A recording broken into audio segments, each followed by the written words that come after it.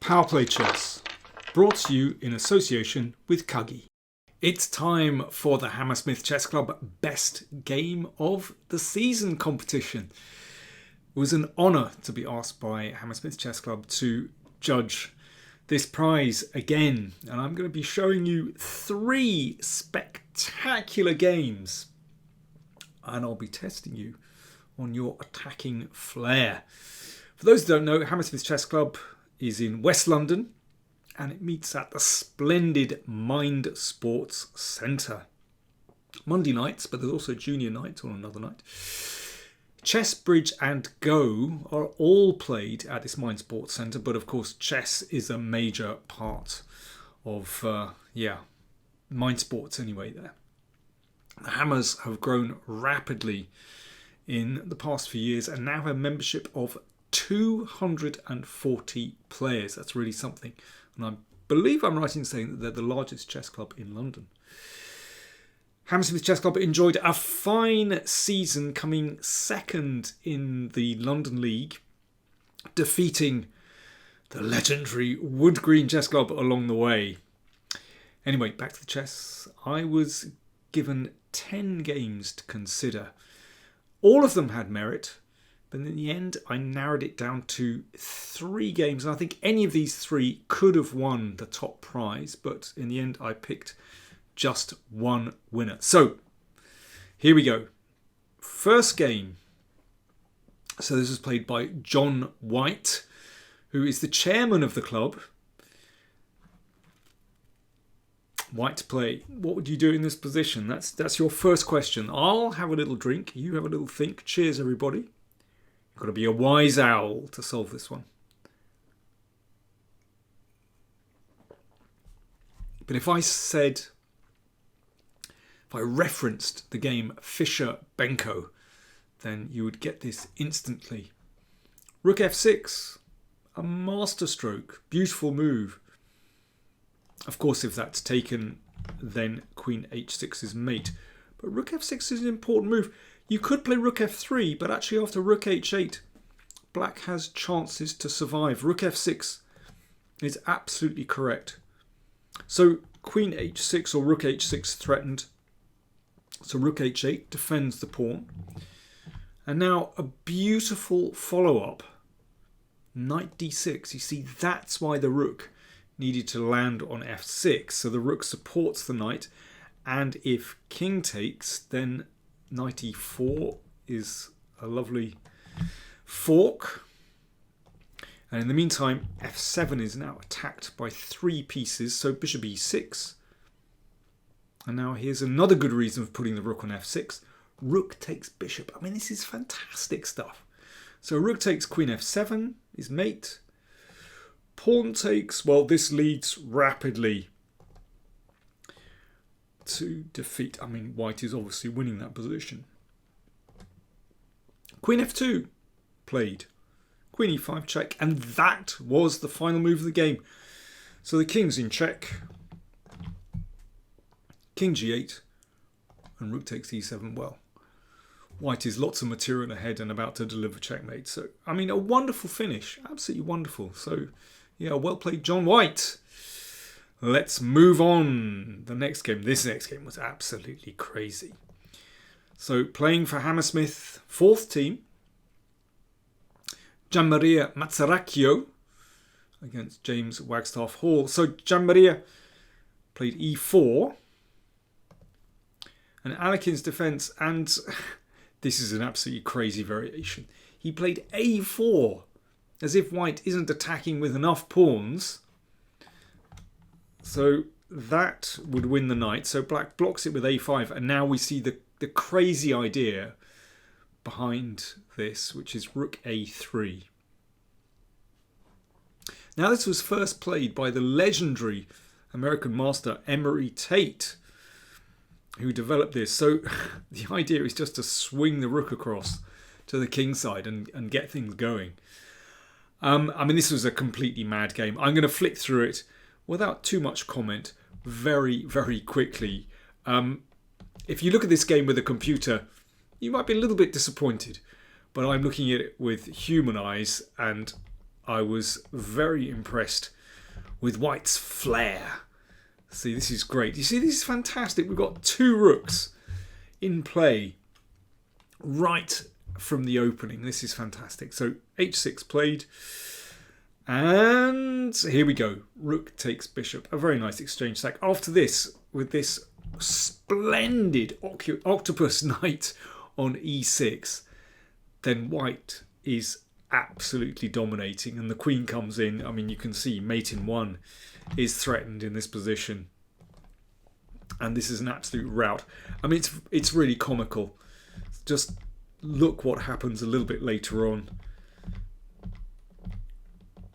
You can see that black has virtually no moves in this position. I mean, get out of that one. Look at this. It is quite extraordinary.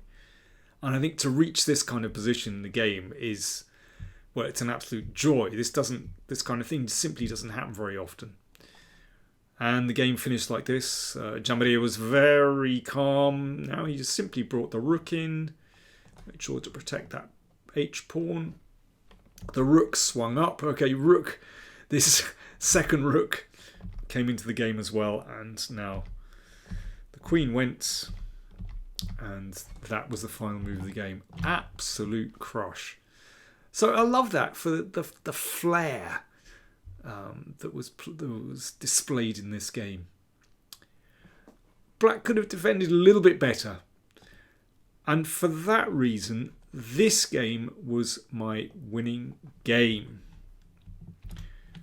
So playing white, Andrew Harley. Playing black for Hammersmith, Marco Galana.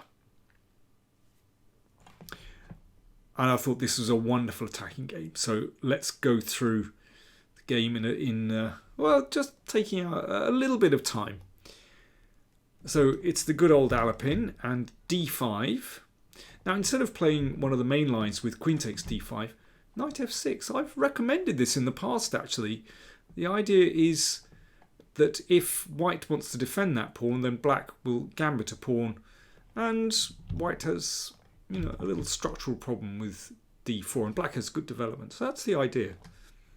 And in fact, white ends up defending this pawn in another way. First of all, exchanging bishops, and then playing c4 and e6. So again, black has gambited a pawn, but looks to exploit white's structure with potentially a weakened square here. Reminds me a little bit of this anti-Sicilian's variation. So this is a rather dubious form of the Grand Prix attack, and black plays d5. So that already breaks up these pawns. That's why white should really play knight c3 first.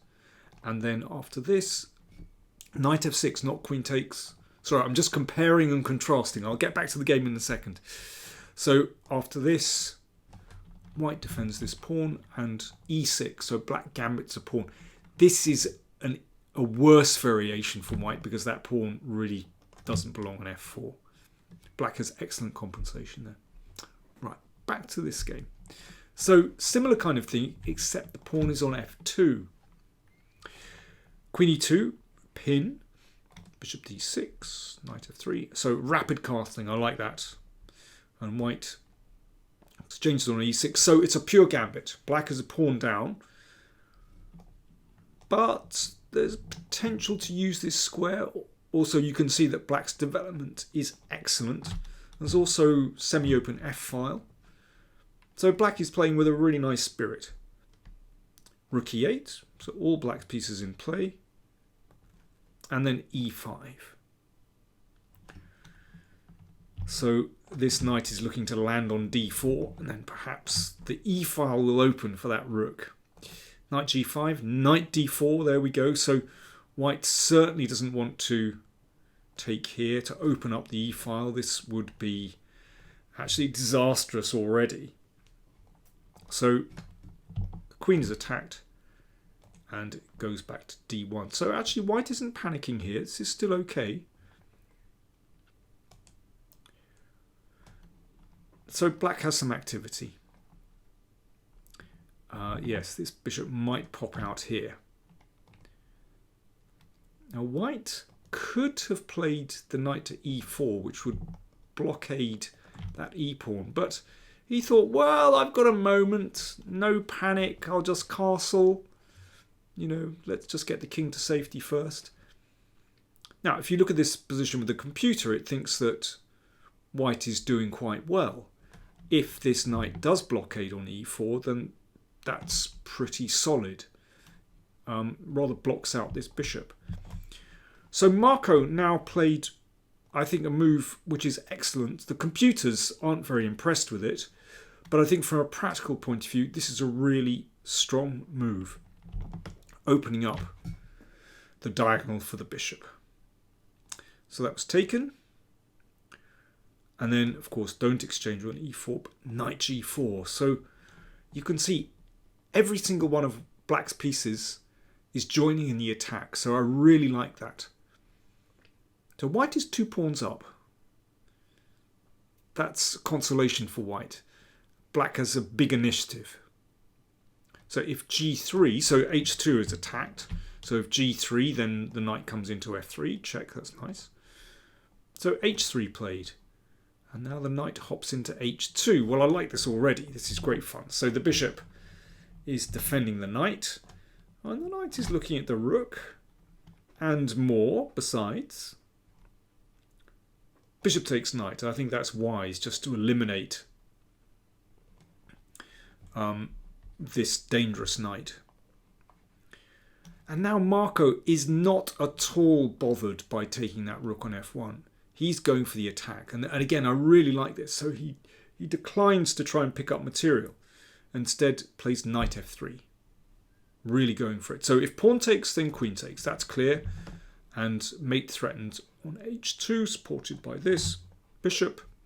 So this is winning. So the king has to go in the corner. And then pawn takes.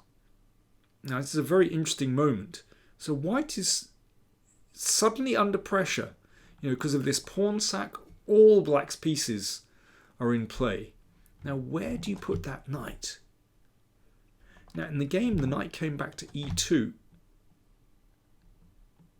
The question is, what happens if knight d5? This is the move that I would like to play with white, of course. I mean, look at these fantastic pieces. And if the queens are off the board, well, I might say that white has a winning position strategically, but the queens are on the board. So I'm going to stop for a little slurp of tea. Cheers. Got my wise owl mug. There we are. Time for you to have a think. What should black play in this position? Now, this didn't happen, but there's a really nice finish, which Marco had seen.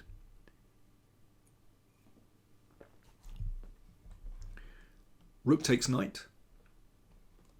Got to take the rook. Queen d6. Okay, mate on h2 threatened. Okay, that's clear. g3. White blocks it out. Now you've got to see the next bit. Queen e6, hitting both pawns. So queen h3 would be mate, so the king steps up. And after queen takes, actually white has no defence. Knight h4 or knight e1 discover check. Threatened, and that's game over. So the knight came back to e2. Now in this case, if black tries this, it's not working because of knight g3, and that just shuts out the attack. Okay, so what next? How is black going to make progress? Because this is a pretty good knight on e4, can't be driven away by a pawn. And this knight has potential to, you know, block out black's pieces. So what next for black? Well, you throw another piece into the attack, of course. I mean, this is beautiful. So this is swinging over to the king side. I mean, it looks absolutely terrifying. So if pawn takes, then rook h6, and of course black is going to crash through here. So knight g1. Okay, good reaction. The knight is spinning back, guards this pawn, attacks the knight. Now, how does black continue now? Rook h6. Great. Keep that knight there. make things as difficult as possible. Now, if you look at this game with a computer, you might be disappointed. I mean, this, to my human eyes, this looks absolutely terrifying. And indeed, White got it wrong here. According to the computer, there are now 10 different moves that give White the advantage. But that's what I like about Hammersmith Chess Club players. Fortune favours the bold. They know no fear. Utterly fearless in the attack. This is great stuff. And Black, well, White cracked under pressure. So the best move, according to the computer. Well, okay, you have a go. White to play. What do you think White should play here? This is really difficult. It's absolutely not obvious what the threat is, how White should defend. So White to play. What is the best move in this position? There are many good moves, but there's one move which is the best.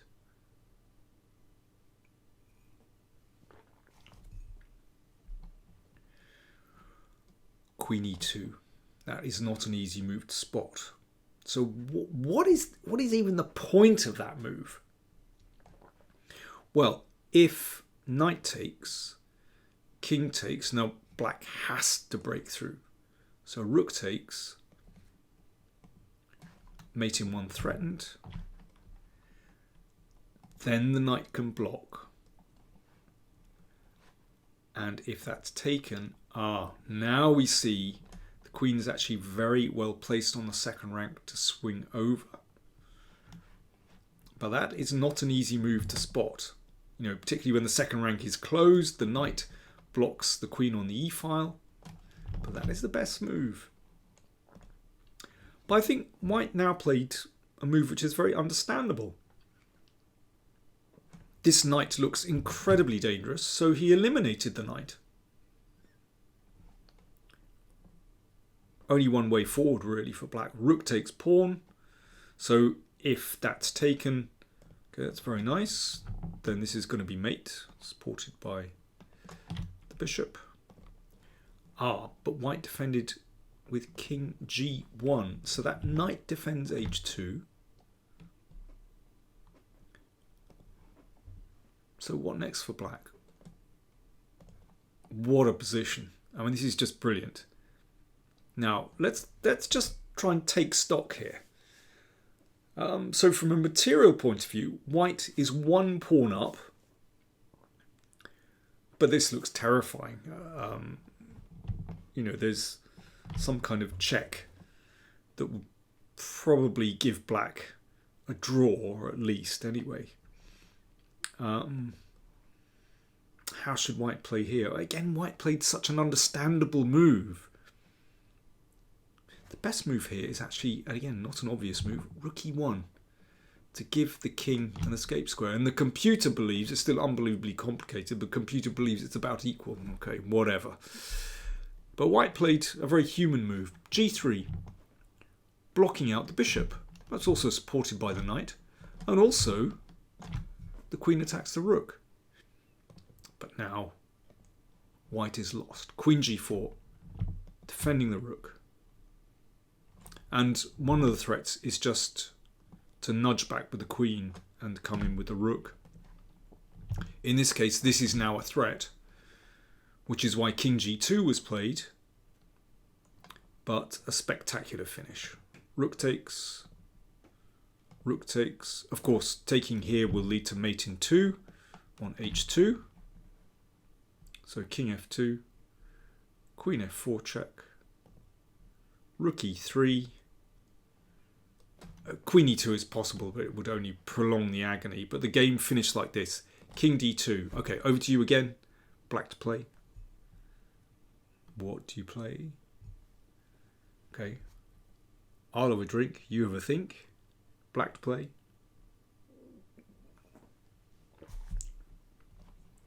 Rook e2 check.